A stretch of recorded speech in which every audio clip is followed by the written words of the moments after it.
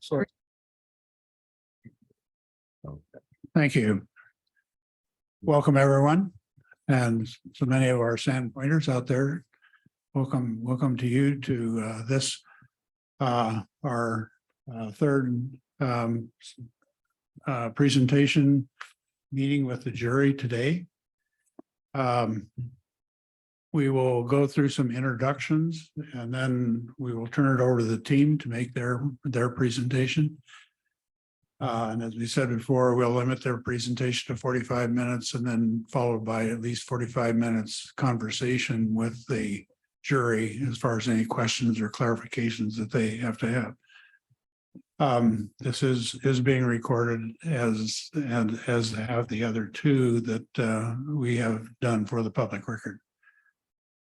With that, I will turn to my left and ask if you would, the jury, introduce themselves.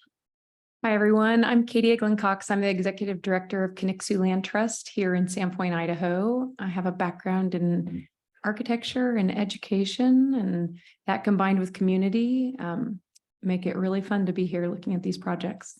Thanks for having me. Good afternoon, Herb Fricky, President and CEO of Akana, a Native American-owned architecture engineering firm based in Portland. We have all offices in Eastern Washington as well. I'm a civil engineer by background, a graduate of the University of Idaho. Go Vandals, and thank you. Good to be here. I'm Steve Gill. I'm with the Idaho Department of Environmental Quality for the last 18 years. I've run the brownfields and voluntary cleanup program in both the Coeur d'Alene Regional Office and the Lewiston Regional Office. I have a number of projects in Sandpoint I've worked on through the years. First 35 years of my life, born and raised in Sandpoint, ran businesses with my father. Actually had to clean up one of our old gas stations under consent order from Idaho Department of Environmental Quality, and they've never paid me back for that. And but I went to the University of Idaho after that career and got both a bachelor's in environmental science and a master's in hydrology. And somehow the state thought that between business and science, I might be able to do brownfields. This project, everything we're talking about here is brownfields. And look it up, brownfields. Thank you. Hi there, my name is Han Mei Chang. I'm a project manager for Hoffman Construction based out of Portland, Oregon. My background is also architecture. I am a licensed architect, but more for fun. But really, most of my experience and passion is civic projects and downtown work. So, Tatsalak, my name is Brian McCormick. I'm an enrolled member of the Nez Perce Tribe of Idaho. I'm also a landscape architect. I went to school at WSU. Go Cougs. I started my business in the mid-90s, basically to start serving Indian tribes that were just starting to do development work because of, the recent casino profits. And so what I do now is a lot of landscape design, master planning, and interpretive design. Hi, I'm Karen Whitman, hailing from Portland, Oregon. Currently, I'm the Executive Director of the Halpern Landscape Conservancy, which stewards the Halpern sequence, of course, designed by the famous Larry Halpern. We do protection of that, restoration and activation. Also was a participant in creating the area around that section of Portland now called the Fountain District. And another big project that we're about to culminate is the restoration of the Keller Auditorium, which faces the Keller Fountain.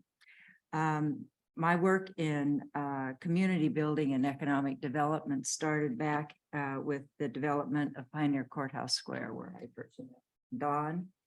And I later managed that organization for about 6 years, brought a visitor center there and so forth. So I'm trying to use all those skills to help us make a good decision. My name is Rob Talbot. I am a local business owner, small business owner, and father of two.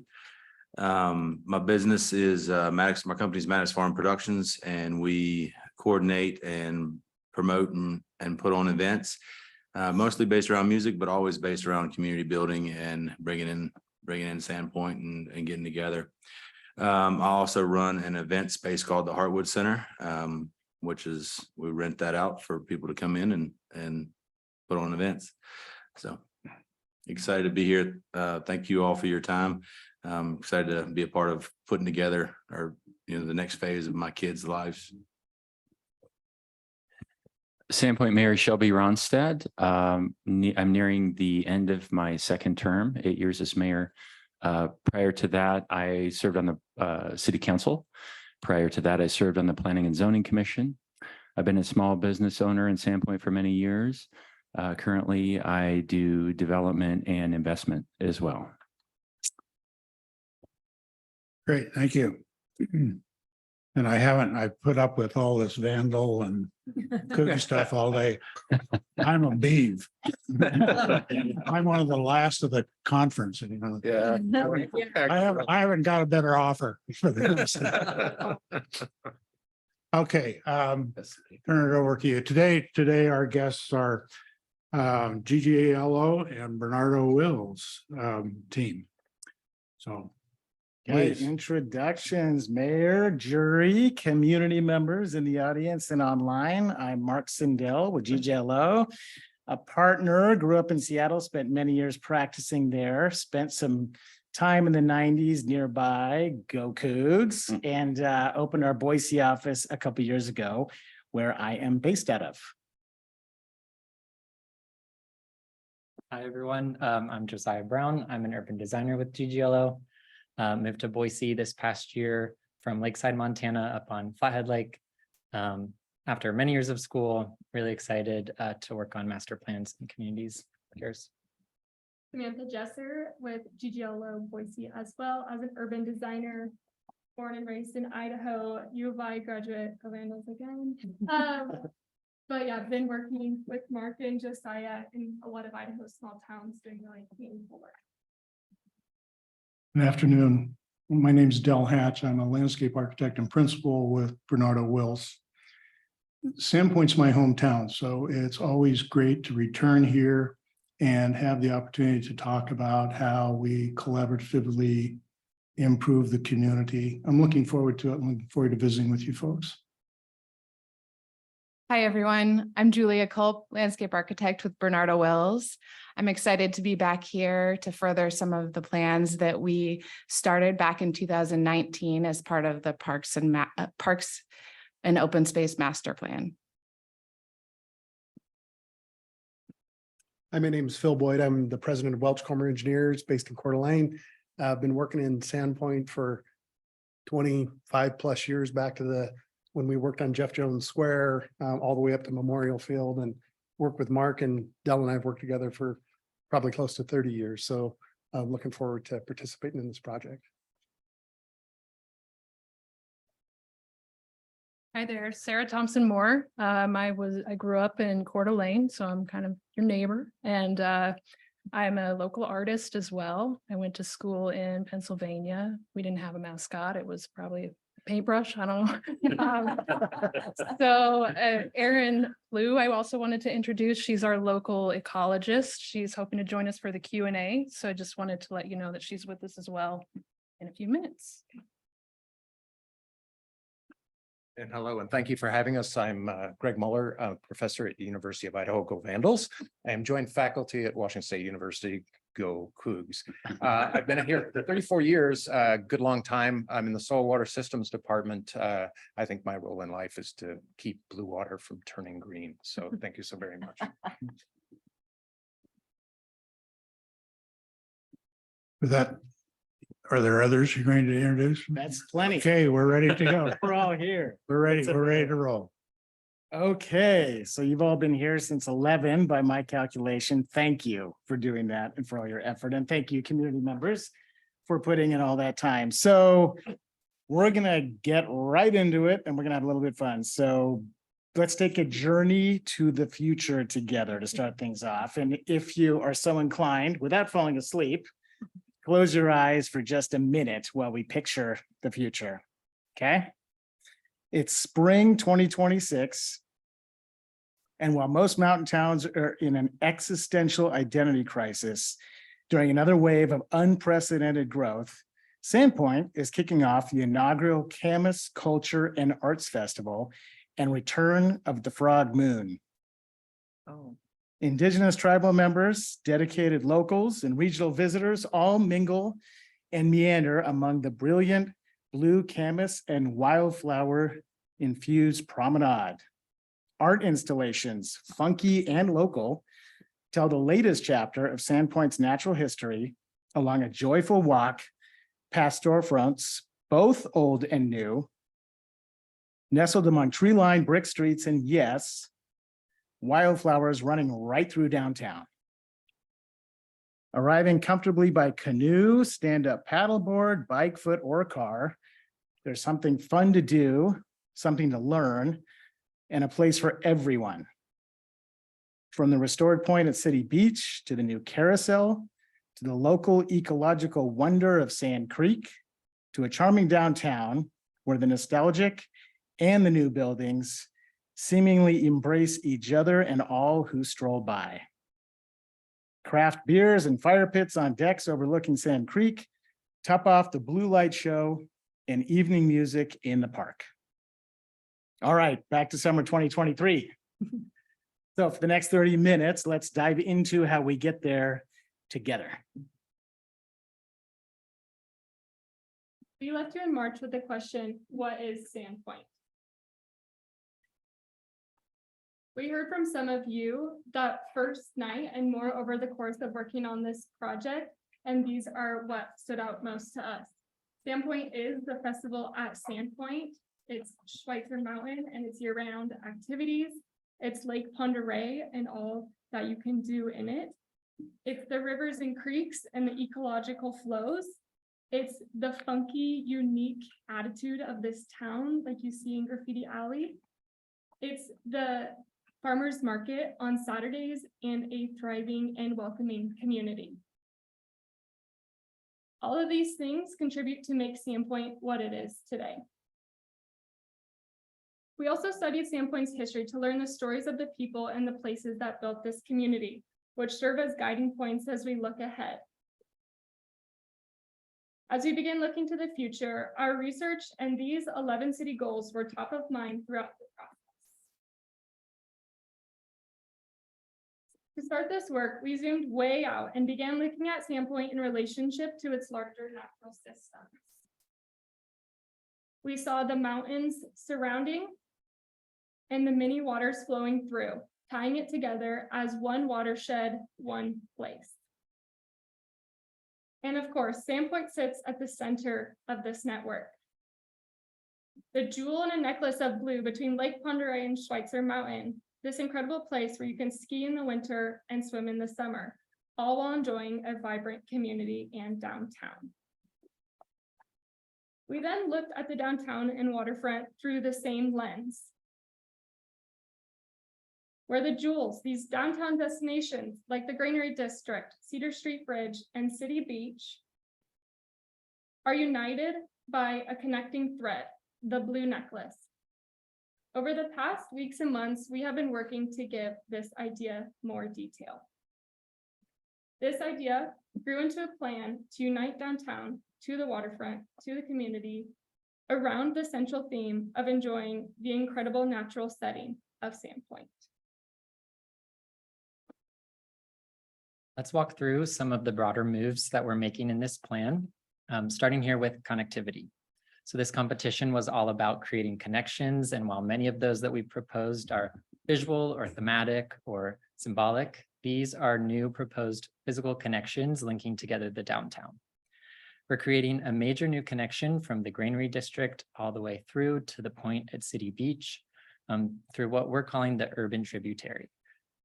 Some other connections that we're making are new connections to Sand Creek, connections off the Long Bridge into downtown, and also directly to City Beach, as well as boardwalk connections and new trail connections.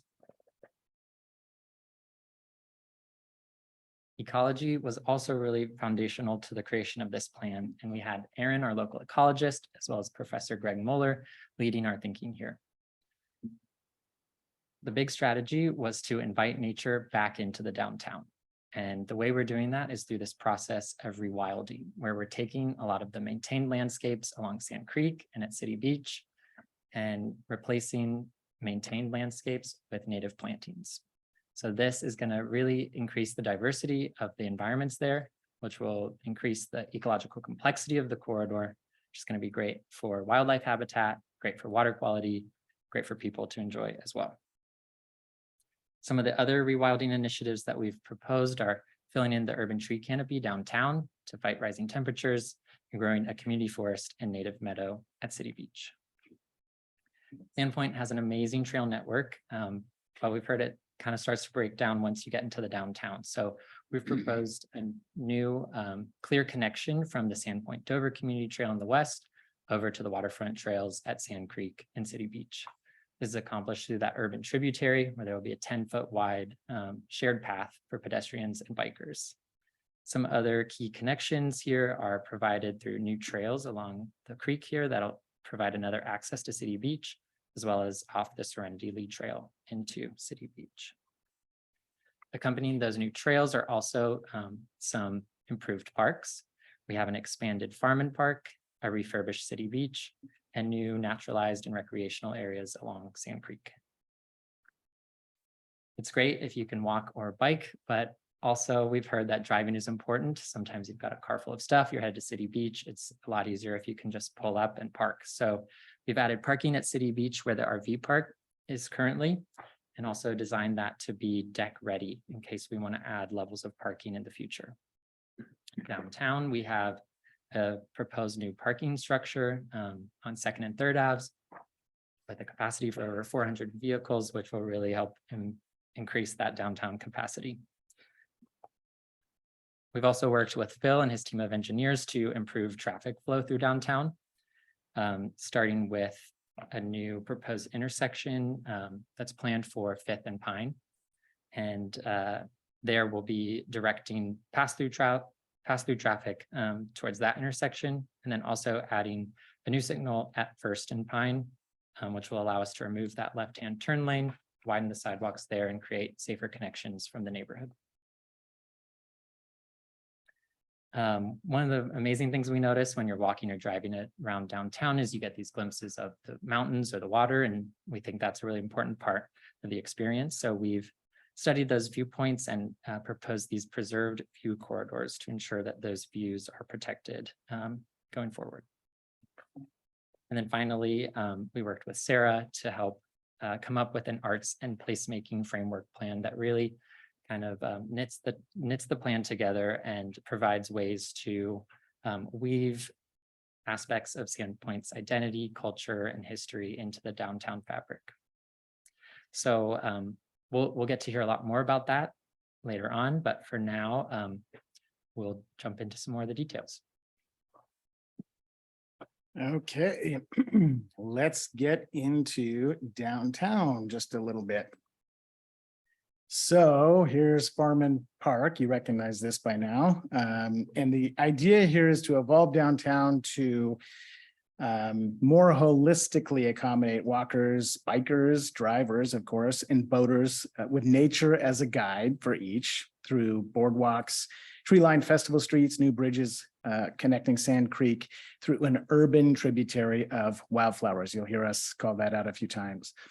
So this starts with a intuitive walkable event corridor, really an upgrade of Main and Oak Street, starting at the Granary District, enveloping Farm and Park as an expanded event venue for the farmers market and many other events. We heard about and experienced Sandpoint's many events, which we're hopefully adding to, connecting to the new mixed-use public parking garage that you see on the screen here, and leading down to First and then eventually to Bridge Street. So this is part of the ringing to bear of the blue necklace, if you will. So this is where we are today. Now, if we fade in this idea, you can see Oak and Main Streets upgraded. The idea here, based on several festival streets we've been able to design and implement and go back to, is that the portion in red is closed down to traffic during special events and perhaps weekends.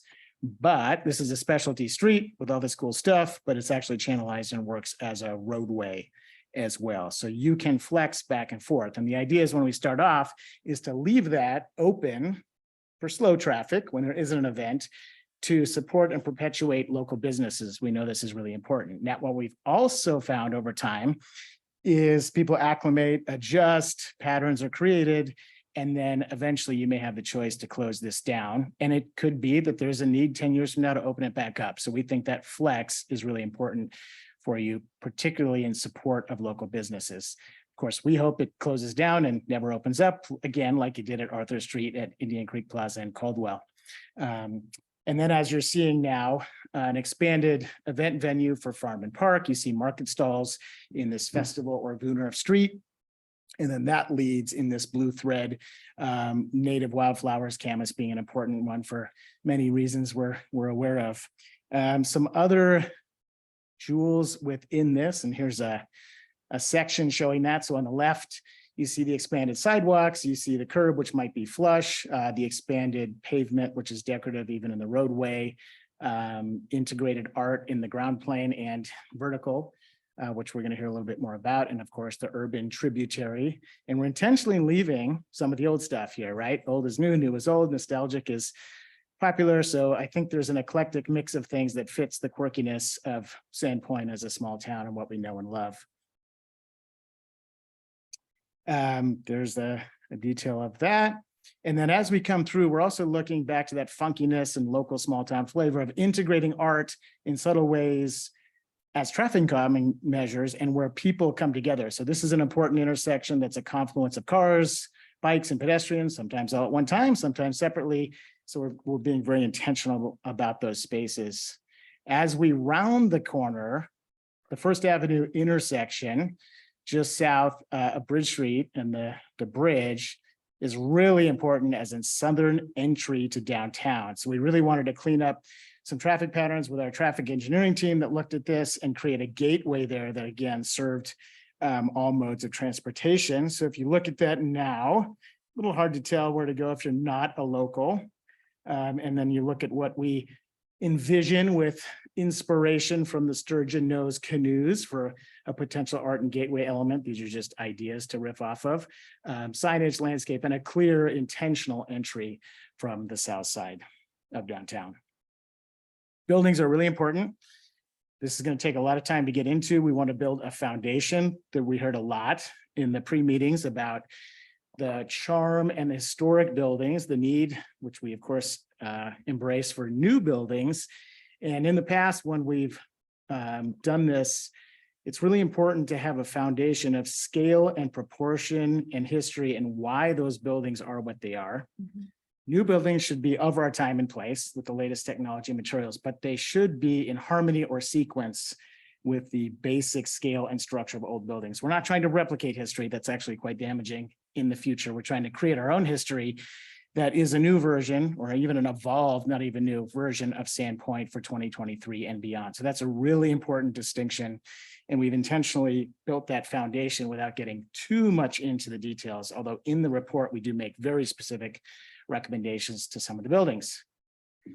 Furthering that, what does that mean for the Sand Creek corridor? So we think this is a precious gem for everybody, but it's also a thing for locals in the shoulder seasons. And we've all kind of experienced the quiet of the shoulder seasons and how important that can be. So there is a major element, obviously, in the middle of the screen, which Del is going to talk about, a signature bridge to build on the idea of bridges in Sandpoint, as Del so nicely said in the intro, and a series of connected boardwalks to seamlessly get the community to and from all of these wonderful venues, which, as Josiah said, and you identified in the goals, is a bit of a barrier. On the downtown side, one of the things we've been looking at is the idea that these buildings front this traditional shopping street, so call that the front yard of the traditional shopping street. They, as many buildings did when they were developed, turn their back on the beauty of Sand Creek. So the idea is to create a backyard or back porch on Sand Creek with the buildings and then create a restored edge to Sand Creek. And so you can see a new Farman's Landing boardwalk expression with riparian planting. And then on the other side, down in the lower part, you can see the carousel in its new home, which is nestled in the original location that was proposed as a really nice bookend for the city on both sides of Sand Creek. So we think that's a really important draw, including in the winter, which we're going to talk a fair amount about. So jumping into that just a little bit more, because we think this is really important. These downtown buildings, new, old, refurbished, are an important bridge to Sand Creek. So on this section, you can see the downtown buildings. This is now the Sand Creek side.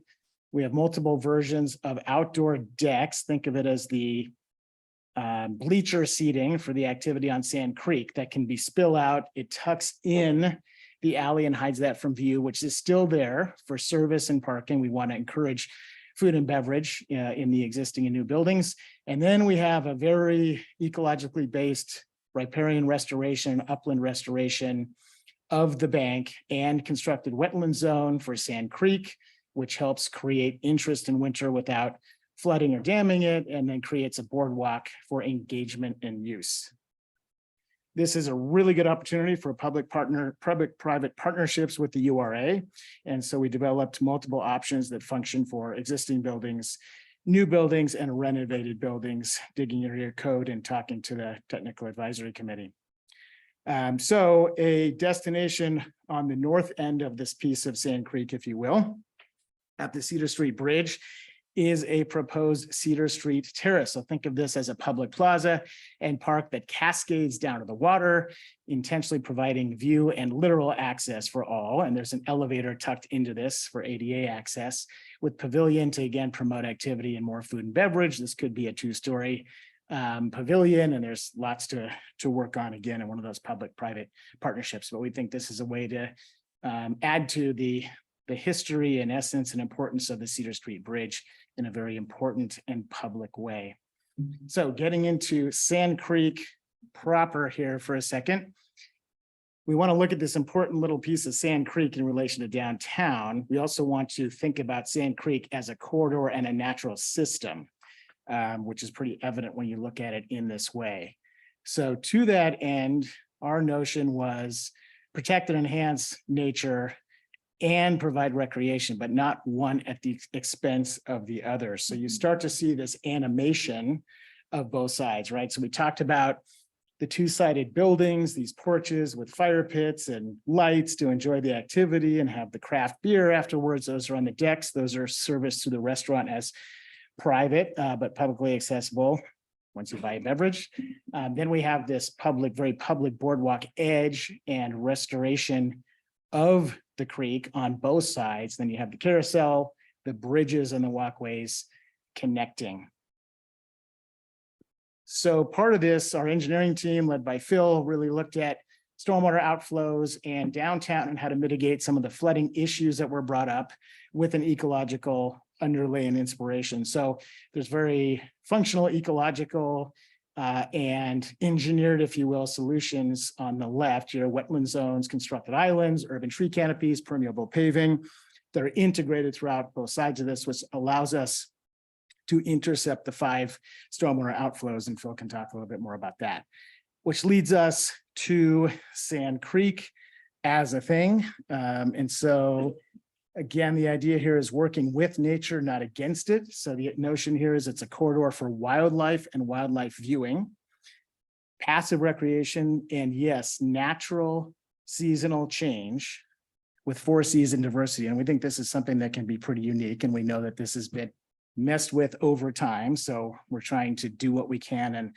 not create future problems, which is the challenge with interventions even such that we're doing. But in summer, we see this as a biodiverse arm of the lake for stand-up paddleboarders and kayakers. In fall, a very important migratory corridor for locals to relax during the quieter shoulder season. In winter, a series of wetland islands that provide winter habitat while protecting from winter flooding. And the wetland islands create that edge to the mudflat, if you will.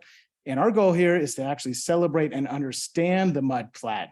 I think there's something unique about that, and perhaps the clearest example of the prior stated do no harm. And then, of course, spring is spring anew with the flush of fresh water, spring flowers, and cultural festivals. And I'm sure we'll get some good questions about that in the Q&A. So a couple slides that dive into that. This is where you see that transect, if you will, of the urban downtown core through the natural of Sand Creek with immediate adjacencies and vertical layering.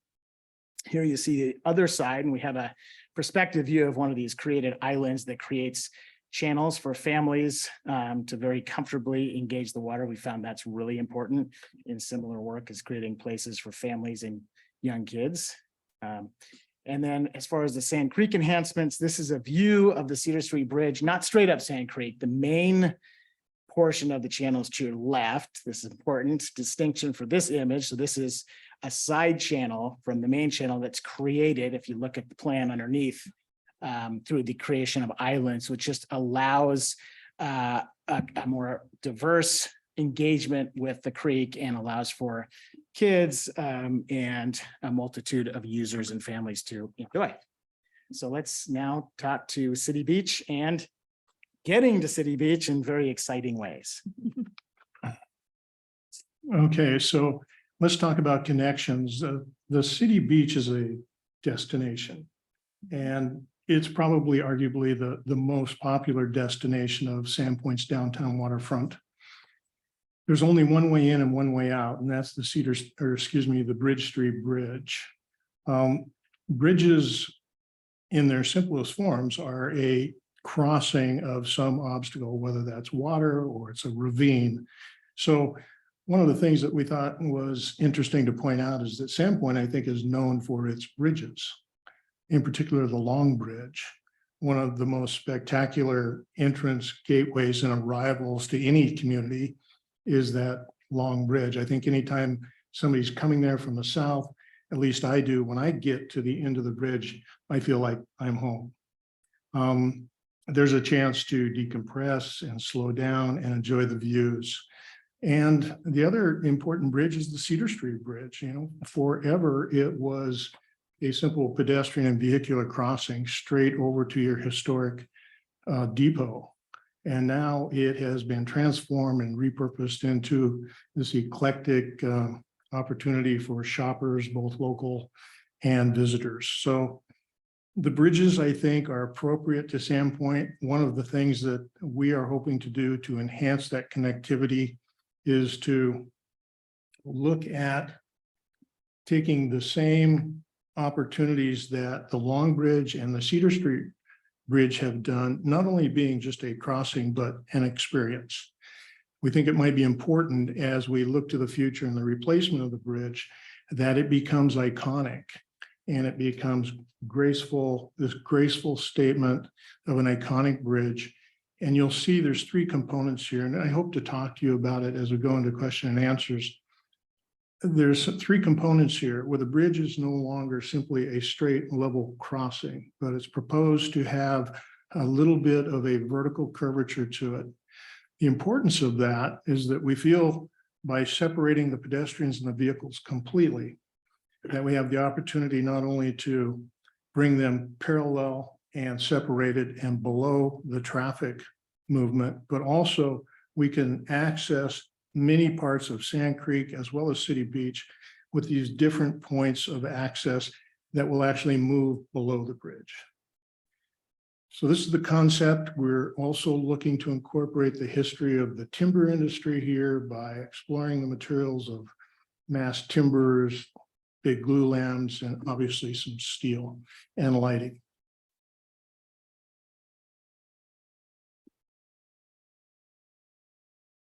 As residents well know, the existing bypass and the rail line create kind of a dark bottleneck into the city's crown jewel, City Beach.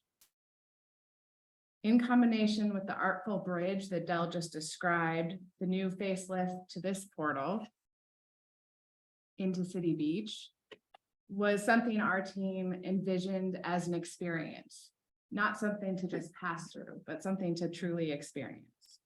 A memorable gateway marked with backlit art panels, light, and improved pedestrian safety features that make this a fun pass through.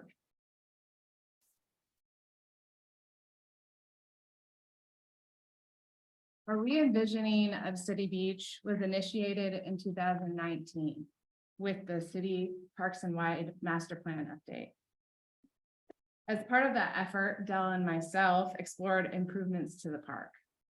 Our plan that we're showing you today envisions additions to that original master plan, building on the community input that was already gathered.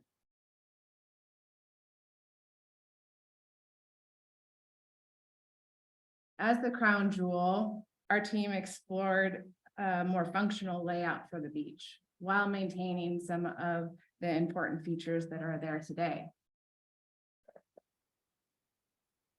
We also held it of utmost importance, the overarching goals set by the jury: year-round recreation, incorporating nature, and connectivity.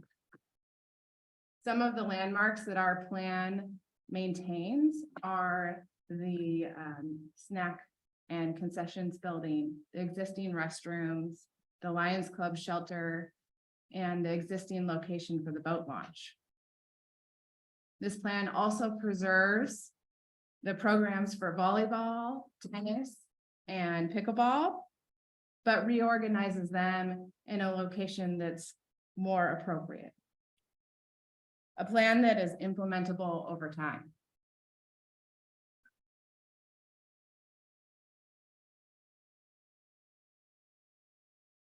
And so I'm going to, excuse me. As you exit the portal into the terminus of the Blue Necklace, you are welcomed with an intentionally preserved view to the lake and to the mountains beyond. We felt that this was a really important piece of your entry into City Beach, inviting that nature into the experience. A welcome plaza seamlessly integrates the arrival of people to the beach, as well as the opportunities for drop off and connection to the Edgewater Hotel. This plaza also offers the opportunity for something that Sarah will speak with you more about, which is an emerging artist plaza that could potentially have a tribute to the Lions Club's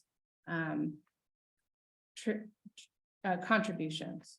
The urban tributary that moves through the plaza draws visitors into the park, connects all components of the park, and takes you all the way to the restored point at the very end of the beach. One of the things that Julia mentioned are the things that we did not change that are as important in our minds for the culture and the history and the use of the city beach. What we're adding, most of those were architectural elements, and two that we're adding, and Josiah can point them out for me. One is the Harbor House located near the expanded marina that includes 68 slips.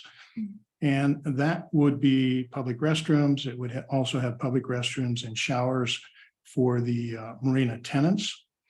It's also set up with enough space for some sort of a concessionaire to rent out paddle boards, kayaks, and canoes because of its proximity to the proposed non-motorized launch very near the western edge of the marina. So what you'll notice here is that there's two distinct separated parking areas, one for the boat trailers and one for the park user vehicles. So that's very intentional. We don't want the boat trailers in the park, but there's still a very clear and distinct route for boaters to launch their boats. Another thing to point out is that all of the trails throughout this park have been set up to meet ADA standards. All of the routes leading to City Beach that we talked about earlier, coming from the south off of the bridge, coming off of the different opportunities on Sand Creek, all would be set up as an ADA compliant trail system. Along with that, on the north side of the beach and more of the shallow area, we're proposing an ADA swim dock that would provide access for those who may require a handicap access to actually get into the water. That's adjacent, another area very closely associated with what's recognized as the family beach, and that is a new playground. This one focusing on more of a nature play type of a playground versus what you would normally see as metal slides and swings and merry-go-rounds, etc. The other building that we are adding is the pavilion, very much in order with the previous plan, oriented out to the lake. It has a central green for viewing of events, festivals, fairs, and things like that. Very closely associated with it and adjacent is the proposal of an ice ribbon for building on winter use in conjunction with activities that could occur at the carousel and trying to enhance that year-round use of the beach. So the equipment that's needed for an ice ribbon and the Zamboni and such, that gets housed in the back end of the pavilion area. Julia mentioned the relocation of the tennis courts, the pickleball courts, and the volleyball courts, all important elements that we think add to the activity and the body heat of this park, but ones that aren't necessarily best situated in the center of the park due to conflicts of more passive use versus more active athletic use and the fences that are associated with those. So there's much more to talk about. The one thing that Julia touched on last is this blue necklace and the urban tributary that has come now all the way through downtown from the Granary District. You've experienced the crossing of Sand Creek. You've come into the park and you're terminating at a naturalized point. One of the things that we heard people say is it gets really cold and windy down here during the winter time. Are people really going to want to come down and enjoy it? We're proposing what we're terming a new community forest to be established along the western and southern edges of City Beach. That combined with some subtle grading and mounding, we hope to deflect what are traditionally the south-southwest winds that would move across the park during the winter and protect those areas like the pavilion and the ice ribbon. So we move to the next slide. Thank you, Josiah. A character image of use during the winter where it's not only just skating on an ice ribbon, it's the ability to gather and to celebrate with fire pits and activity areas. And in the summer, conversely, possibly rollerblading or farmers market fair type elements set up on that. And as we move out towards the point, the important thing here is that we talk about naturalizing the park or bringing some of the natural character back to the park. We're thinking about long-term maintenance, the reduction in those maintenance costs of mowing and watering continually. We're thinking about creating a more sustainable park by the reduction in the goose habitat and eliminating their food that brings them there to begin with. And in the next slide, showing how this might be converted into that natural sense, offering all people in the community more of an opportunity to experience this space, and whether it's in a gathering spot or a ceremonial type spot, that it's the wildflowers and it's sort of that continuation of our blue trail and our urban tributary.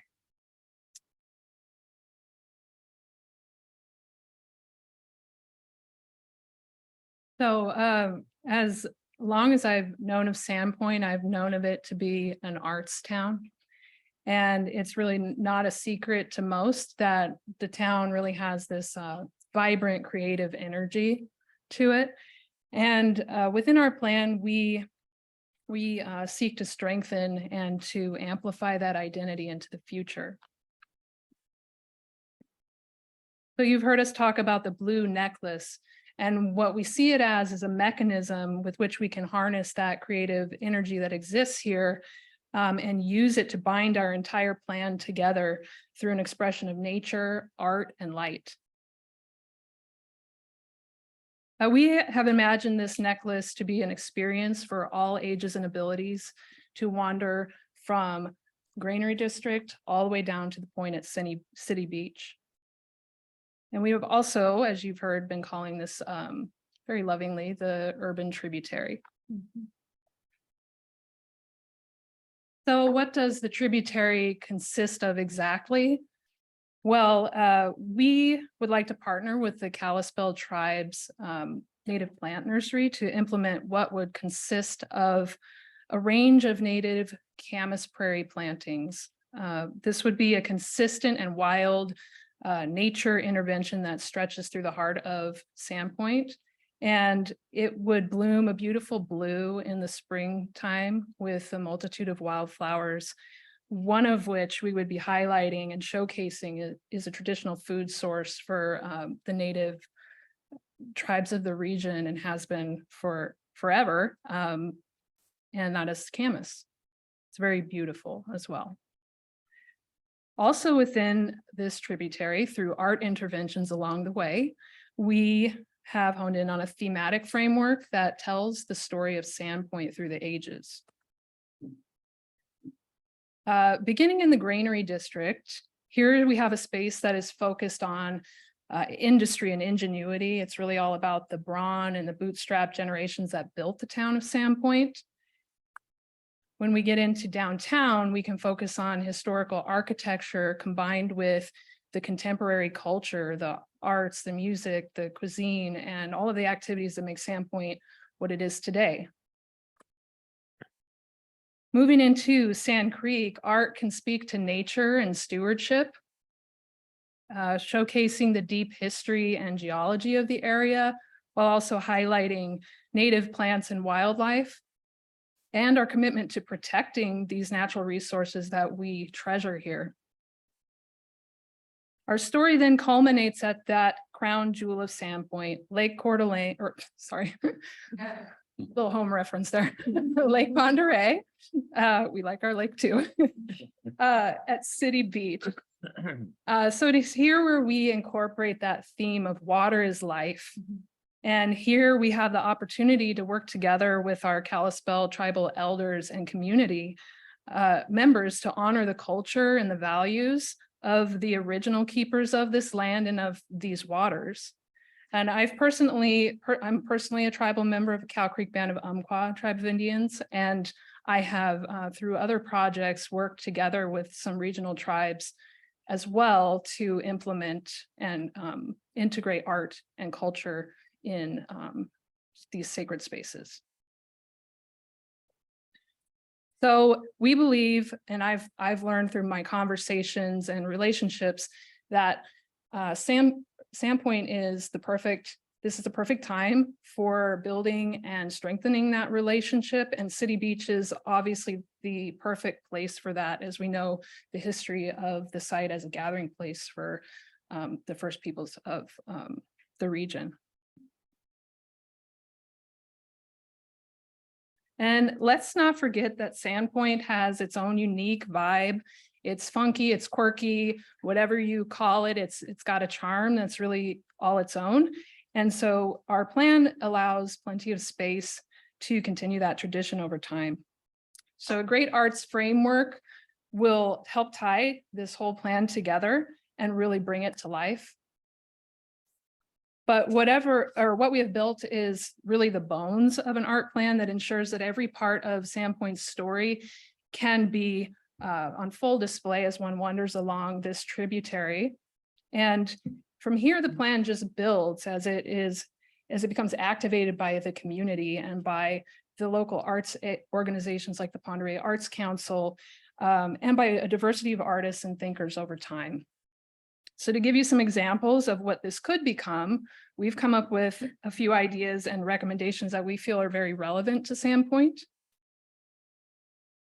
For instance, or one example would be the use of lithomosaics as a repeated art medium in various locations throughout town.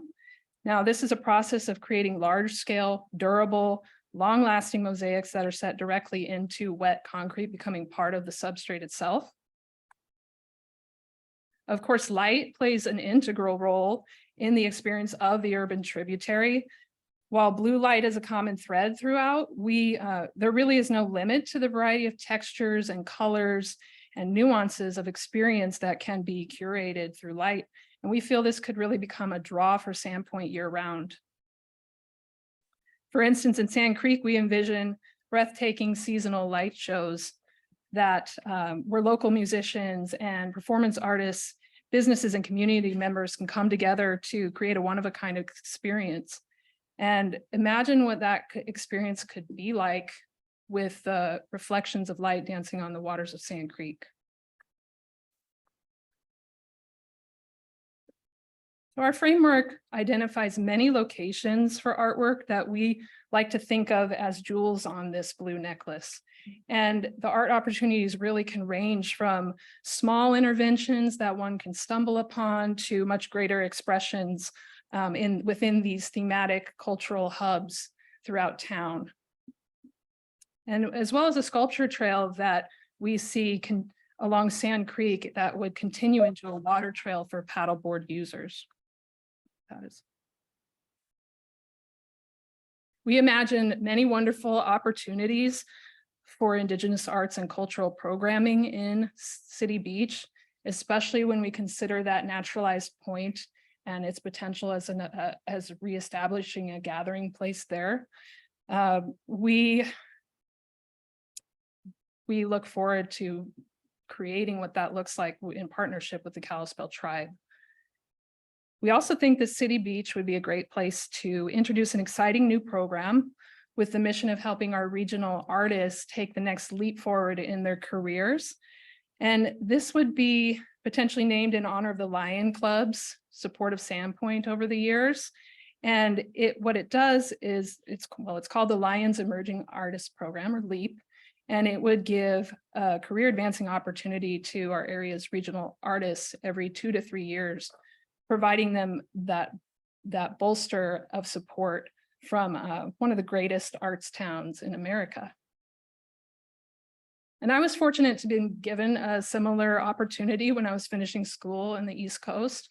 And I can say that without a doubt, it was what helped to springboard my career that I have now. And I've often thought it would be really great to have something like that for our local artists and regional artists here in this area. And I think Sandpoint would be the great place to lead something like that.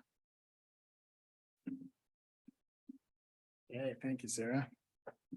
All right, so wrapping up, we have a fair amount of experience in phased implementation of these projects funded with city money, URA money, grants, and private funding. We'll kind of leave that to Q&A. We think it's exciting. You might, we'll see. I don't know what the community does, but we do have a 20 to 30 year plan that makes that implementable. So I do want to wrap up and we'll talk to the jury quite a bit for 45 minutes, but I wanted to address the community online and in attendance for just a quick moment. So thanks again for all your time and effort.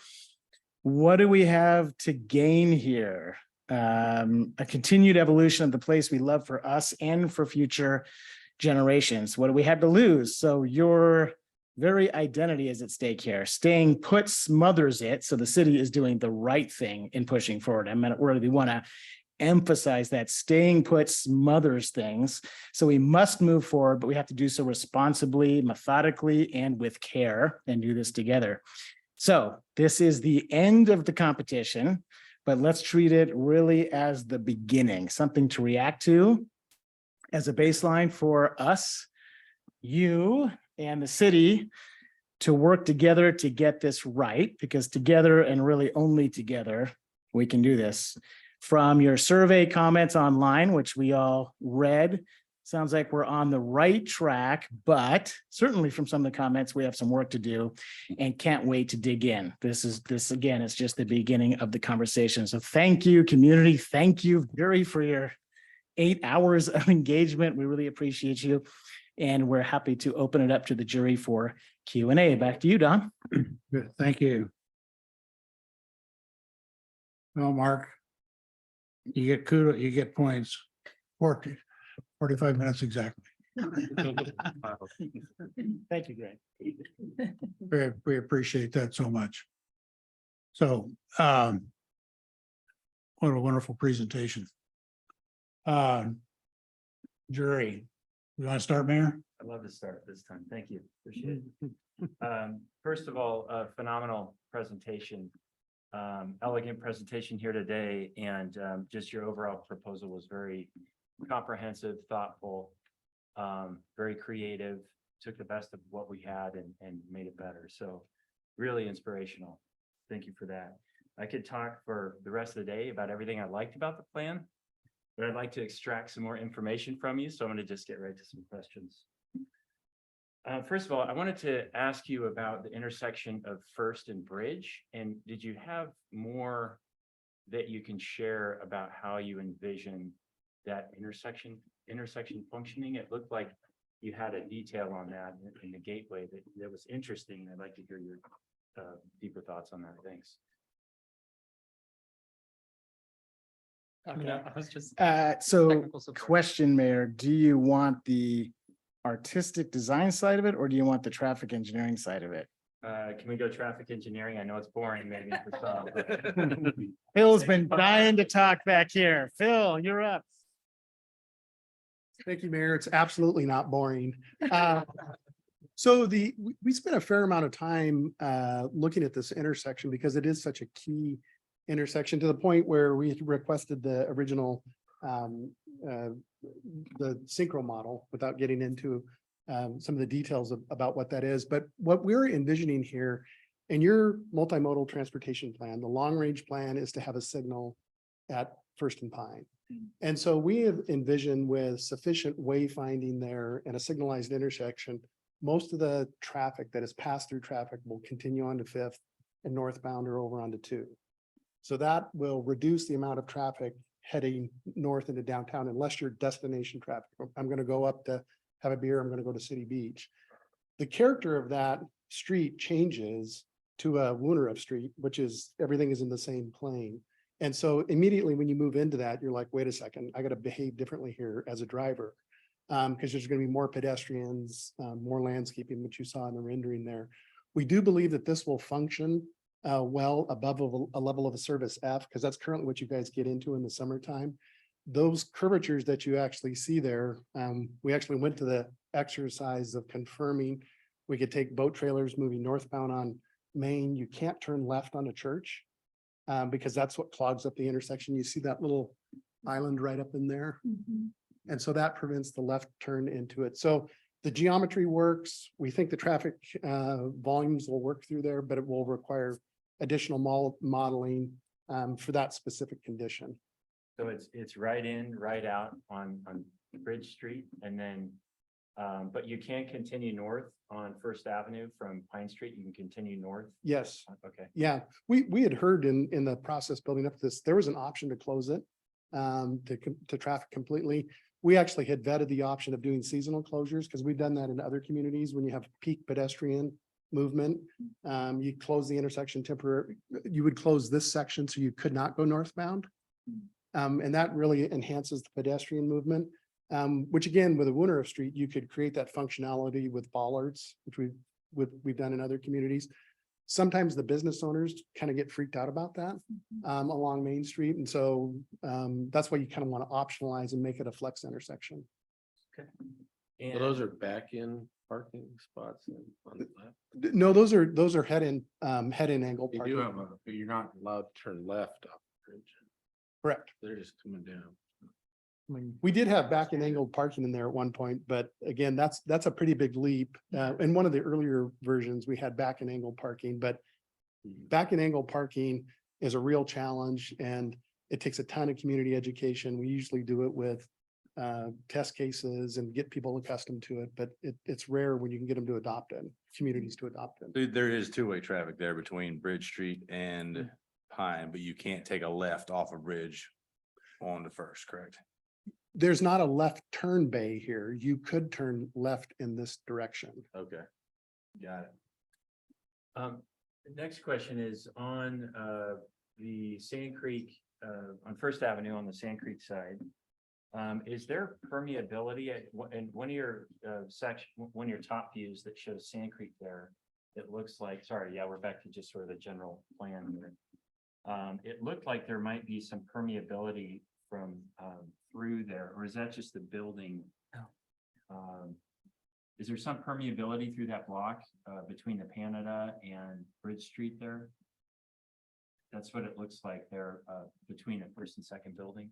Yes, I think, well, this corridor right here, can you see what I'm pointing out? Yeah, Not there, not that right down here. Yeah, down there. Yes, right down there, we're proposing that there could be a pass-through corridor that would, connect from First Ave out to the Sand Creek. Okay. And then next question I had was on city.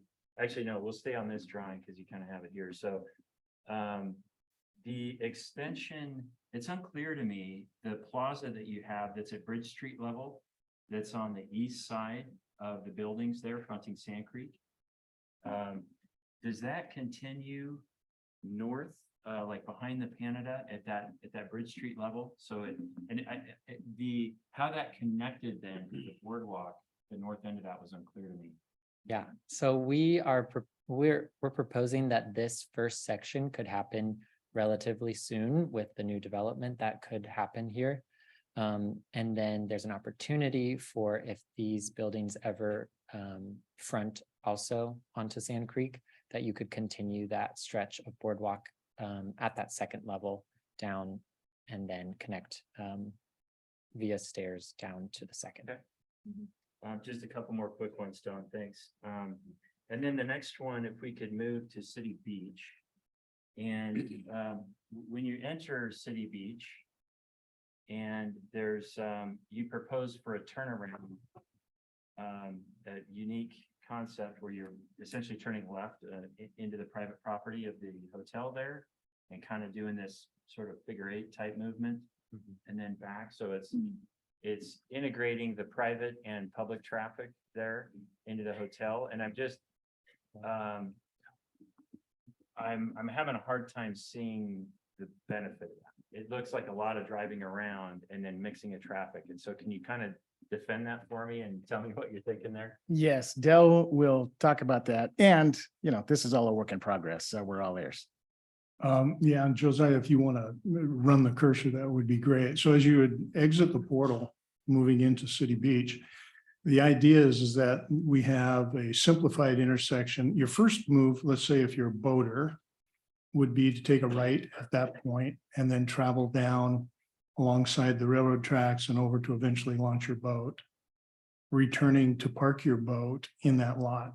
If you're traveling to City Beach, you would bypass that entrance and continue and then enter into the parking lot set up for the City Beach users for their vehicles. If you are a hotel guest, you would travel through the portal, you turn left into their porte-cochere drop-off area. So this is actually a very close reproduction of what they had proposed within their preliminary plans.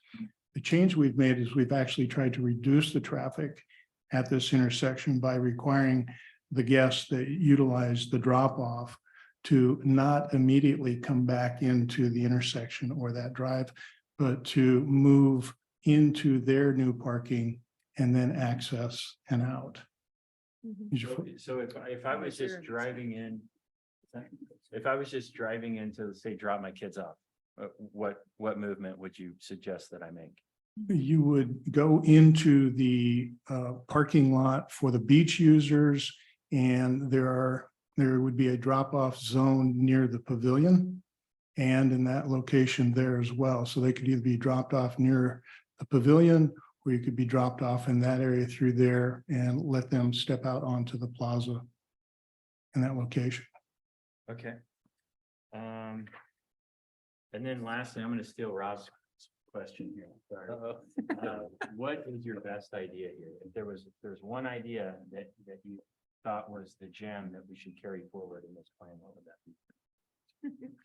Yeah, well, that should be up to you all, but the urban tributary, which I think gets into the blue necklace and a thread for all members of the community from hundreds and thousands of years ago to present day visitors. I think that urban tributary really accomplishes your goals of linking everything together in an approachable, experiential way that celebrates nature and culture and provides a venue for the arts, which of course, as we know, Sandpoint is really known for, a small town with this cool artsy culture and outdoor recreation. So, that would probably be a really important thing. We're also sort of in love with the whole moving forward with Sand Creek and some of the things we discussed, but the urban tributary.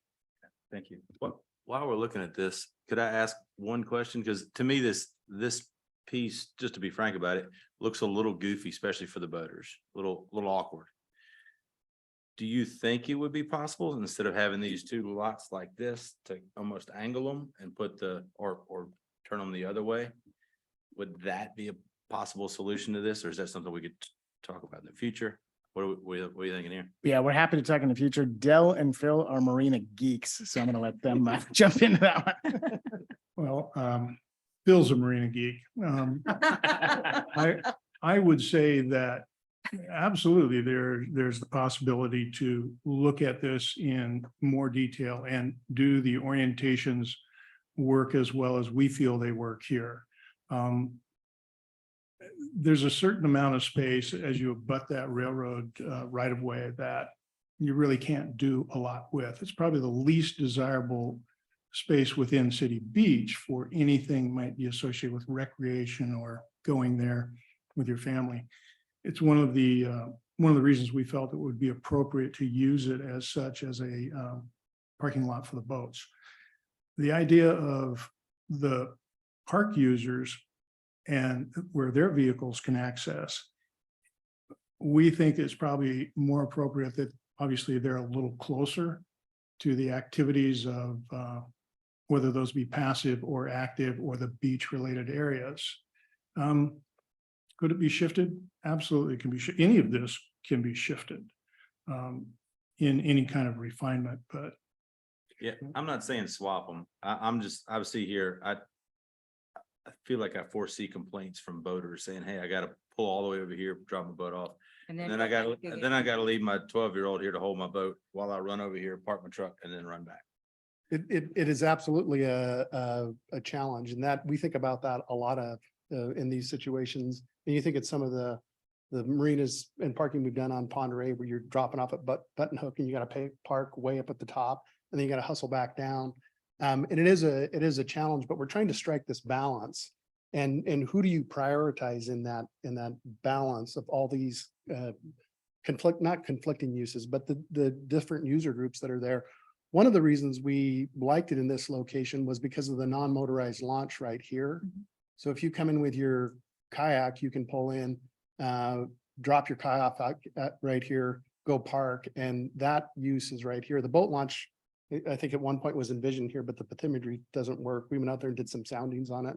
And it's just, unless you do a massive dredging project, which is fraught with problems, you couldn't do that here. So that's why we left the launch here. And it really was kind of this balance. Do you want to try to make it a little bit more challenging for the boaters, but a little more desirable for the park users? And that's one of the things when you get through design level detail and you have steering committees, that's where that gets vetted in a little greater detail. So absolutely it would be looked at, but that's the origin of our kind of concept you see up there now. I would just say from the, from another perspective, I think in looking at all of the plans over all the years, I think this is actually one of the best ways that I have seen to handle the boat, the different users, the boat traffic, the park users. I think a lot about being a walker, being a biker, coming in and what that experience is like. And do I feel like I'm in conflict with vehicles and cars? And I think this is one of the best ways to handle it. I agree with the separation of the non-motorized boats and the motorized boats. Yes, we'll still have the problem of if your child, you have to leave your child at holding the boat, but I do think like getting the boats out in this location is critical, because not only does this totally dry up in the spring and you can't get your boats out if you're a fisherman, but you have a huge congestion when you're underneath that bridge between boats coming in and out of Sand Creek. So I think you guys did an excellent job, and I can absolutely understand being a pedestrian in this plan and feeling very good about being at City Beach. And those are just to kind of riff off of that. Those are a lot of the design thoughts we went through at this conceptual level is, who are you trying to prioritize here? And honestly, there's lots of, if there were an opportunity to move the launch somewhere else, it would probably be a great thing, but there's not. And I've worked in a lot of communities where we're trying to move launches, and sometimes you're successful and sometimes you're not. And it's kind of there for a reason. I really like how you have them separated. I do agree that this is the best, one of the best, if not the best I've seen for the parking arrangements. And it made me think of a different orientation that I can't explain. Yeah. Without using a pen or marker. On Yeah. this. But those are some of the things you do when you're working at, when you get into the design level detail and you're working with a steering committee. Yep. I'll just add one last thing. Phil and I have some personal experience with setting up boat trailer parking some distance away from a boat launch area. And it follows some of the same principles that Phil was describing about where does the true priority come? Are we going to try and strike that balance between a safe, enjoyable, park-like atmosphere and free movement through it?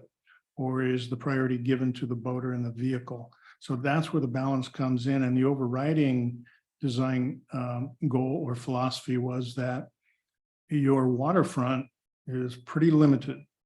And we feel strongly that paving the waterfront and providing parking stalls as close as everybody would prefer limits what you can do from an overall design with your city beach. Karen, that was good. Brian? Well, yeah, I was just gonna continue on this boat, because I also from a boating family. And I've been with people where the boat owner doesn't want to get off his boat. So when I was younger, we had to take the boat and back the trailer. And it took me probably an hour because I didn't know how to back up, right? So I just want to make sure that you make it easy for an inexperienced person pulling a trailer to get back up there, and then because you want the kid to run down that long dock to get back to the boat, not the old man, the grandpa, you want him to stay on the boat, right? So that's my issue, to make sure the curves aren't too tight and that you can just pull straight through and because I was really embarrassed. Like, why did it be so long? To be on TikTok with all looking at each other. Karen? So I have a question. So I'm sure there's a scientific answer for this question, but how did you figure out the number of stalls for each side? And I hope that there's a scientific answer for that. I hope it was just, well, that's how much space was available. For both the boat side and Yeah, I mean, there are a lot of people who park there today. Yeah. And I don't know anything about the boat trailer parking, but I mean, how many people populate that place today? And how does your count compare to the current count? So right now there's 53 boat trailer parking spaces, give or take. Some of them are shared use spaces where they can convert. Yeah. Right now that image shows 40 boat trailer parking spaces. Whether you convert them or not is kind of a management deal where you can make it where they're parkable by cars. Parking management in the city's parking study, one of the elements of it is parking management, which sometimes is underdone. So you're actually decreasing boater count in here. We can probably wedge in some more once you get into the design, but it was really space limited. And you can always, you want more parking, we can add more asphalt. And then these guys start to yell at me because we're putting in more parking. Oh, how many people park there? Just concentrate on the cars for a minute. So the cars, when you look at the, again, in the parking study, the city's parking plan on noon on a Saturday, the parking lot has 95% occupancy in it. And how that's many at cars are 318 spaces. Okay. And that's how many are there? Yes, yeah. And one of the things that, and Dell and Josiah, we worked through that to do not reduce the parking. Yeah. There's also, I think Josiah pointed it out early when he was giving you that heat map of the distance from parking structures out to different points within the city. We don't show it here, but it's been discussed amongst our team as the potential to put a parking deck at some point in the future above the boat trailer parking. That would, should you need it in the future, at least double what would be available as shown here. We've looked at the ramp access happening through that separation area between those parking. So a car would come up like that and ramp up to the upper deck. It has a The basic deck, the element. deck would be for cars only, right? Cars only, yeah. But it's a growable component where if you get to that point where there's so much demand down there, you can add another parking deck.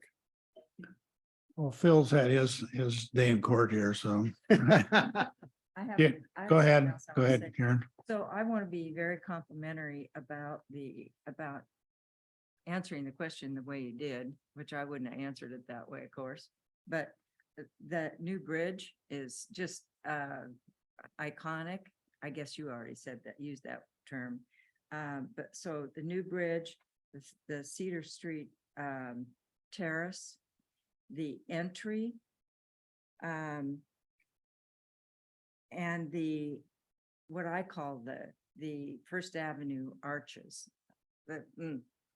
And what I really liked about the connection you made in most of those, not necessarily the terrace, but I really like the connection to history because there's something you are connecting.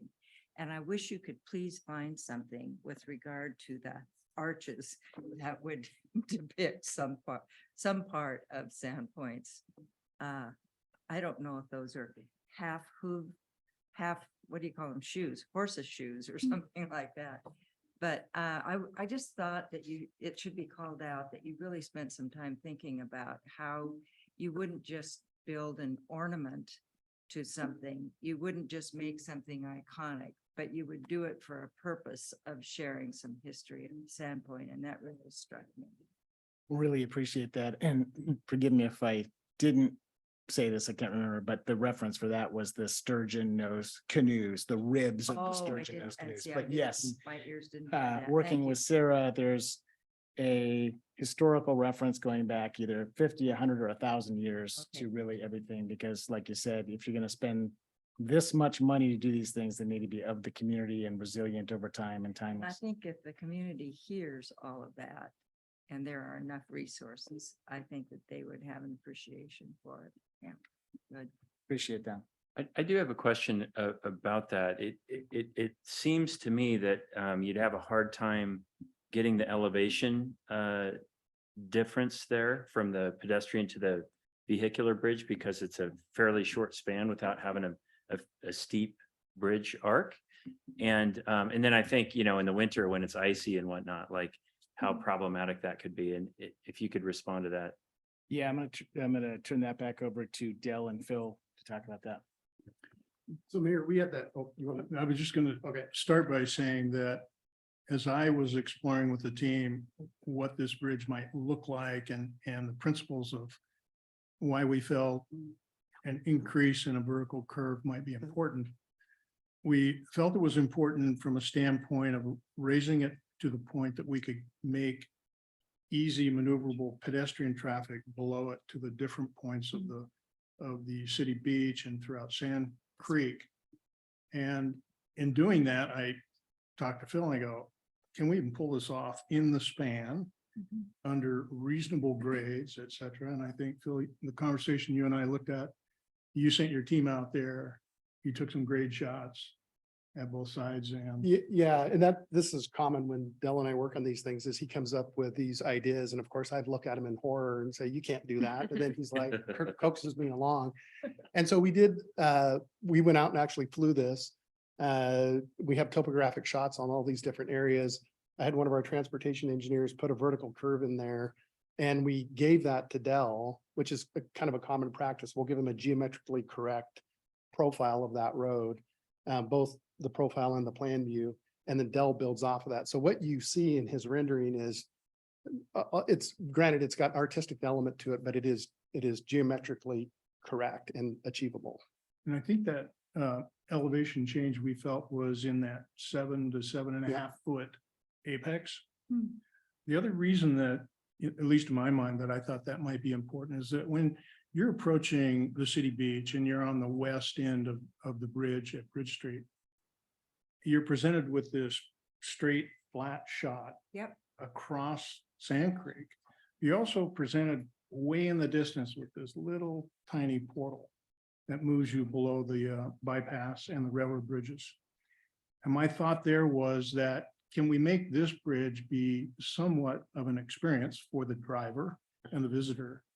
As you approach and reach the apex, you have not been presented the portal Right. until you reach the very top, and then you're presented it almost as sort of this discovery. Yeah. So that's the Absolutely. principles Absolutely. behind what we're doing there. Yeah. And I thought the functionality of separating those uses again, just made a better experience for both the person on the bike, the person walking, and the car. I really commend you for looking at, I think, what we already have existing and just really building on that. I also think that you did a very fine job. It's always been perplexing of how you tie in, you know, all the way back from the Granary District. How do you make that tie all the way to City Beach and all of those gems along the way? And appreciate the Camas path and what that could mean for the community. The one thing I did also appreciate the ecology that you have introduced, not only on the wetlands by Sand Creek, but also in City Beach. And I would just say, as you know, if you have the opportunity to develop this further, then thinking about how to integrate people into those spaces, because yes, a lot of people love to sit in the sand. A lot of the kids like to sit in the sand.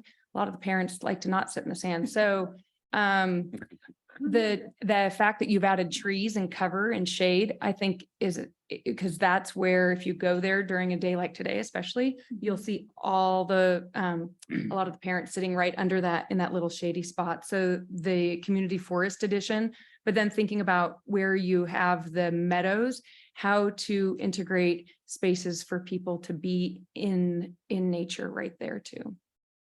Appreciate that. And I think we mentioned it, but there's also an underlying very intentional approach to goose management through this, right? Yes, So I appreciated that as well. predatory instincts, if you have taller grasses behind a goose. So we were able to scoot them around a little bit here. So having spent 35 years on the first 35 years of my life on the corner of First and Bridge, looking at Sand Creek, looking at Pine and First, looking at Church.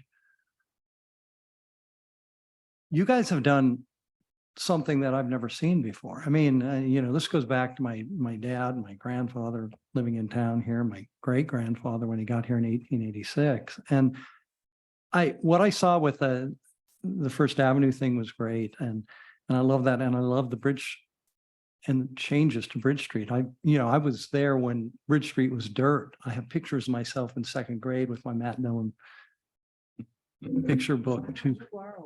I am so old. Experienced. They hadn't invented trees when I was born. So anyway, I think it's the first time you told a story without a date yet. no, well, actually, as far as dates, when Mark earlier brought up hundreds of thousands of years, I couldn't understand where you were talking Lake Missoula floods or the Cave of Bones, which really kind of got me. Like, oh, Cave of Bones. Okay, Rob. Okay, Rob, how are you going to get him out of this now? No. I just want to say that the new playground is great because both Della and I still have scars on our upper thighs from the hot playground slide that was about 62 feet tall. Oh. And also from the lighting, because the only lighting we had there back in the 60s, 70s, and 80s at the City Beach in the winter was a bonfire that we'd pour a bunch of diesel on and stuff. And I still hear about that from the air quality guys in our agency. They go, yeah, you were the guy pouring all that stuff on there to get the Christmas trees to burn and for a winter carnival because it was always raining. The one thing, and I'm kind of putting a segue into what I'm saying because I think we want to talk about the tribal aspect of this. And in 2008, when we did the Brownfields Coalition and we entered a memorandum of understanding with Bonner County, with City of Sandpoint, Pend Oreille, and Kootenai, and our agency, we went ahead and engaged the Kalispel tribe for all of our work there. We've brought on-site archaeologists. We're continually working with them. We work with the Coeur d'Alene tribe too with Jill Wagner and then Kevin with the Kalispel tribe. But the real key here is I look at the beach and it is a phenomenal place. And when Sunset Magazine talked about in 2004, they compared those sandy beaches to Hawaii. And I think we want to be careful how much we do there. And the Pend Oreille Bay Trail has 9,850 feet before you get to Black Rock. That has undeveloped property that's always going to be undeveloped because we worked with the cities of Sandpoint and Pend Oreille to purchase that property. And we're cleaning up the smelter with our Brownfields program starting this fall, next year, and the next 2 years after. And so there are some really neat places on the Pend Oreille Bay Trail that I think the Kalispel tribe has has been endeared to. So I think that could be modified a little bit. And from there, that's really the beach timber dislike. Yep, that's it. I love the proposal. Appreciate that. One quick comment. Sarah and I both have the honor of being experienced working with tribal members, and for the Cougs out there, I led the WSU LCNS Floyd Cultural Center, working very closely with the Nez Perce, kind of making up ground that predated us. We won't talk about that. It all worked out well. But one of the things that I think, since we have an ongoing relationship with tribes, we would definitely engage. And the idea here, whether it's the point or somewhere else, to your point, right? It's more important that we're saying, look, we need to engage with the tribes, and we need to create natural spaces that bring back the venue that we took away. Too often we want to create all this decorative stuff, and we want to treat tribal members like there's something of the past. Well, everyone's still here, right? And so that's the premise, whether it's on the point or somewhere else. That's the basic idea. And I think we have access to and some trust to get in and engage with the tribes. And that's something we think is really important here. Yes. Especially at the native plants. I mean, I see actually harvesting the campus, you know, creating a learning experience around that. So That's nice. Yes, and a comment on that too, not to go too deep, but in our conversations with elders over many, many years, the common theme comes up of we've been influenced by everybody else from the beginning of time. And guess what? You're still influencing us.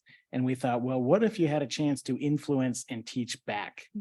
And so we saw that the notion of that and what you just described as a wonderful opportunity to be able to be influenced back and teach and learn some good foundational values that help us all.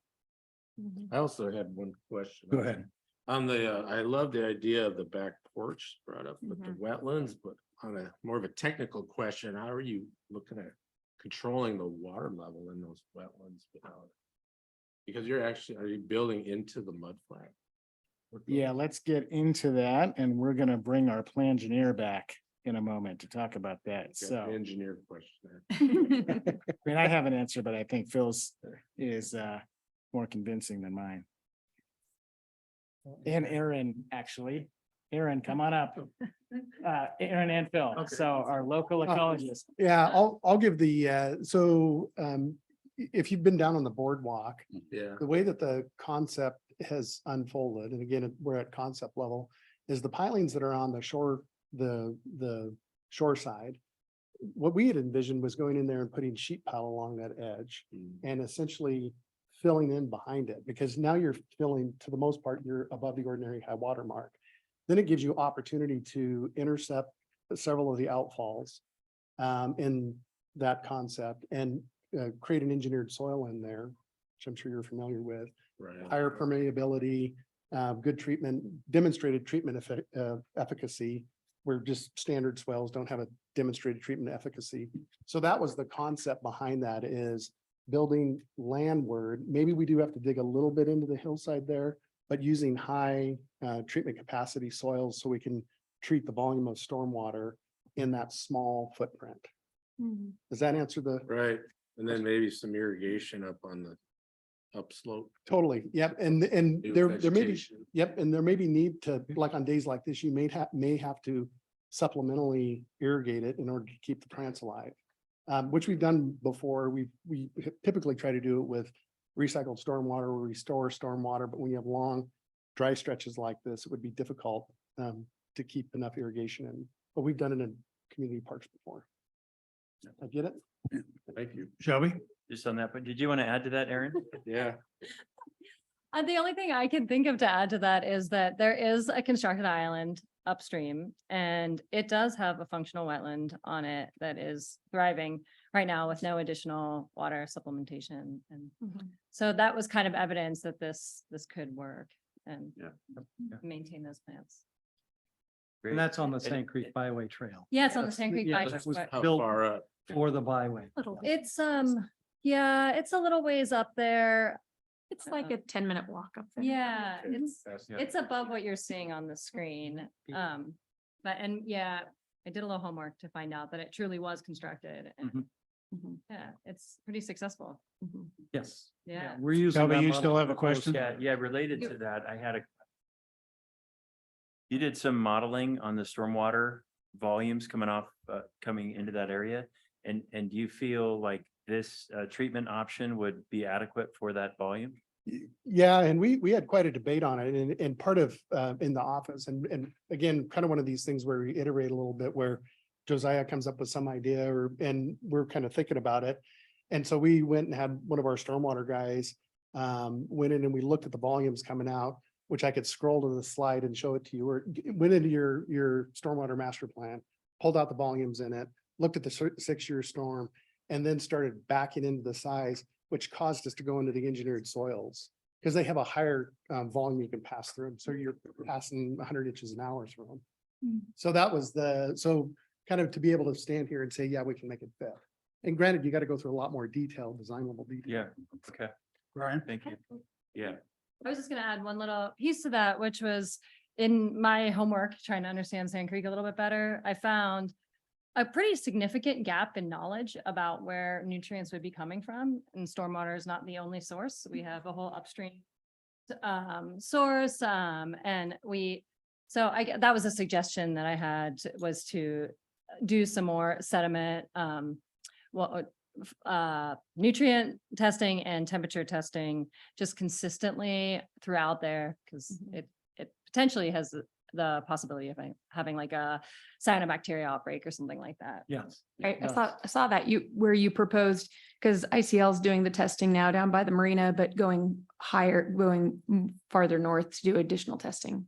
Yeah, I think you would want to find out, exactly where it's coming from, and there's a lot of possibilities, and the stormwater outflows just isn't that much volume really. So, but we don't have all the pieces. So On the boardwalk, the water's really clear right now. yeah, it is really clear. Beautiful. Brian? Yeah, I just wanted to compliment you on the master planning of all this, because I've worked on several things like this. And I live in Lewiston, Idaho, comparable sized town, and the walkability, I keep looking at all like the aerial views and and the plan views, just looking at how walkable this design is. I mean, I can see, like, for the people that I live near in Lewiston, they're gonna look at something like this like, wow, we will never get this in our little town. But to me, I think, it's just, you might as well dream big, and this could happen, and I just, I try to explain that to the people of Lewiston all the time when we think of these big ideas. And then once it opens, they're like, oh, wow, I guess we do deserve this, right? So, yeah, I just want to compliment you on that, because I keep looking at this area. I was like, I can just see, I like the fact that, I can see like you feel comfortable and your little kids run ahead of you, get into the water, and, and then me, who walks really slow right now, like, I'll eventually catch up to them, and they can play in the water, right? It's fine. But, and I do like the boardwalks going out over the water, instead of trying to regrade things. And because I think, it just adds to people's experience, everybody, locals and visitors alike. So. Well, and to just jump on board on that. I mean, I've been very quiet because but I wanted to just compliment you guys as well, because I see the appreciation and the level of like intimate details that you have put into every part and piece from every member of your team. And I really do appreciate that you've filled in the gaps here, like on this visual, right? So that we can vision and see what's possible and how that overlays with the intention that's put into the booklet that you provided. Really appreciate that. Go ahead, Rob, and then I want to make a tag on to what Brian was saying about implementation. Go for it, though. I was just gonna ask, but based on that last one too, the last slide we were on, I noticed almost everything is very intentional. Between the placement of the grass and the trees and the color of the flowers. What was the thought process behind the carousel, where it is, and including it? Yes, good question, Rob. So we did, like all teams, have the opportunity to hear from the carousel folks and then have discussions with the technical advisory committee. And when our understanding is this went round and round, no pun intended there. So to speak. Yeah. And that this was a landing spot as long as it could be a little bit contained. We understand a couple of things. One, that has to be in a sequence of events as a standalone thing. It can be a little challenging. So when we evaluated that, honestly, we at one point moved it to City Beach. We at one point moved it to Foreman Park. We at one point moved it somewhere else. And we thought, you know what?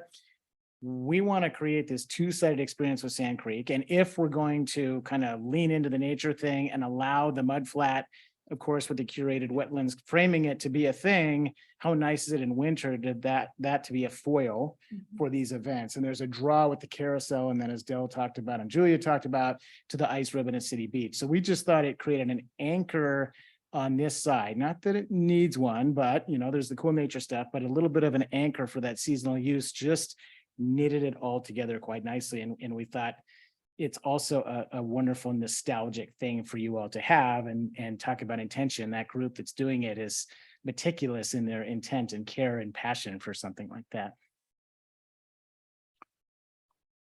Karen, I wanted to say, Julia. Yeah. No, I mean you. You're Sarah. Sorry about that. I'm not overlooking you. I think you're I wanted to say how much I appreciate all of your energy and effort in the arts. And what especially, I really didn't know that Sandpoint was known for its art. I wouldn't have described this as an arts town. I now will, definitely. But what I really liked the most was your engagement of a local organization that's known for participation in the arts and coming up with a new idea. So community is totally tied in to what it is you're trying to do. I just thought that was brilliant. And I love the commissioning of large pieces, because pretty soon for people naive like me will come to this town and they will see all the installation. I will know that this is an art town. I won't have to be told about it. And I have an idea for you, since I produced an art festival in Portland for a number of years. Be sure you do a promotional poster every time you do that and distribute it or sell it, or you've got lots and lots of activities. So make sure that you get it out there so that everybody knows how special Sandpoint is. Yeah, well, So thank you very for much. that. Thanks for your We were channeling. We- you when we- we are Yeah. at the end of time. Okay. Well, I think in order to keep, we do have to vacate the room because we have another meeting coming in. We need to get the jury upstairs for some final words today. I want to compliment you. And that, Mark, you finally learned to stay away from that computer and let Josiah handle it. Get the right image up. But a terrific, absolutely wonderful concept that you have produced. And as the jury has said, all the way from the increment to the whole. And you have given a great gift to the city of Sandpoint. And we want to thank you very, very much for what you've done.